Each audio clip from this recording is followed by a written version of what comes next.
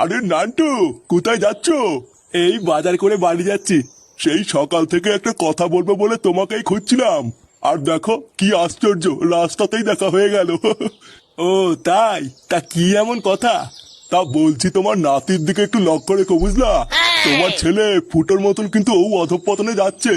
অধঃপতনে যাচ্ছে মানেটা ঠিক বুঝলাম না, একটু খুলে বলুন। তাহলে শোনো, আজ সকালবেলায় আমি মাঠ থেকে বাড়ি ফিরছিলাম, তারপরে দেখলাম।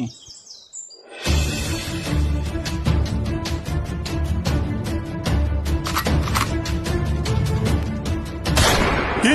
ফাটা আম বাগানে বসে বসে একটা ছেলের সাথে বিড়ি খাচ্ছিল? হ্যাঁ গো নান্টু, আমি নিজের চোখে দেখেছি। দাদু, আমার বন্ধু ফাতাকে কি ডেকে দাও না। ও বুঝেছি, ওই খানকির ছেলেটাই তার মানে ছিল। দেখো নান্টু, আমার সাবধান করার কথা আমি করে দিলাম। এবার তুমি যা ভালো বোঝো তাই করো।